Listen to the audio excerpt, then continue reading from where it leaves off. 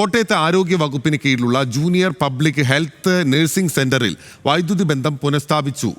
39,000 രൂപ ബില്ല് അടച്ചതിനെ തുടർന്നാണ് വൈദ്യുതി പുനഃസ്ഥാപിച്ചത്. 68,000 രൂപ കുടിശ്ശിക വന്നതിനെ തുടർന്ന് ഇന്നലെയാണ് KSEB സ്ഥാപനത്തിന്റെ ഫ്യൂസ് ഊരിയത്.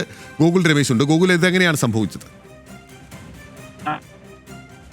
നമ്മൾ ഇതുമായി ബന്ധപ്പെട്ട വാർത്ത നൽകിയിരുന്നതാണ്. അതായത് ഈ ആരോഗ്യവകുപ്പിന് കീഴിലുള്ള തലയോലപ്പറമ്പിലെ ജൂനിയർ പബ്ലിക് ഹെൽത്ത് നഴ്സിംഗ് സെന്ററിന്റെ പ്രവർത്തനം താൽക്കാലികമായിട്ട് നിർത്തിവെക്കുന്നു എന്നുള്ളതായിരുന്നു. അതിന് കാരണം ഈ KSEB അധികൃതർ എത്തി ആ സ്ഥാപനത്തിന്റെ ഫ്യൂസ് ഊരിയതായിരുന്നു. ഈ സെന്ററിന്റെയും അതിനോട് സമീപത്തുള്ള വിദ്യാർത്ഥികളുടെ ഹോസ്റ്റലിലെയും വൈദ്യുതി ഫ്യൂസാണ് KSEB ഊരിയത്. 68,000 രൂപയോളം വൈദ്യുതി കുടിശ്ശിക വന്നതിനെ തുടർന്നാണ് കഴിഞ്ഞ 24-ം തീയതി ഫ്യൂസ് ഊരിയത്. തുടർന്ന് ഇന്നലെ വിദ്യാർത്ഥികളോടെല്ലാം മടങ്ങി വീട്ടിൽ പൊക്കോളാൻ ഈ സ്ഥാപന അധികൃതർ അറിയിക്കുകയും ചെയ്തിരുന്നു. അതിനെ തുടർന്ന് വിദ്യാർത്ഥികളുടെ രക്ഷിതാക്കളും പരാതിയുമായിട്ട് രംഗത്തെത്തുന്ന ഒരു സാഹചര്യം ഉണ്ടായിരുന്നു. തുടർന്ന് വാർത്താ മാധ്യമങ്ങൾ കൂടി ചെയ്തതോടുകൂടിയാണ് ഇപ്പോൾ എന്തായാലും വൈദ്യുതി ചാർജ് അടയ്ക്കാൻ വേണ്ടിയിട്ട് സ്ഥാപനം തയ്യാറായിരിക്കുന്നത്. 39,000 രൂപ വൈദ്യുതി ചാർജ് ഇന്ന് അടച്ചു. അതിനെ തുടർന്ന് വൈദ്യുതി ബന്ധം ഇപ്പോൾ പുനഃസ്ഥാപിച്ചിട്ടുണ്ട്. ശേഷിച്ച തുക കൂടി പെട്ടെന്ന് അടയ്ക്കുമെന്ന് തന്നെ സ്ഥാപനം അറിയിച്ചിട്ടുണ്ട്.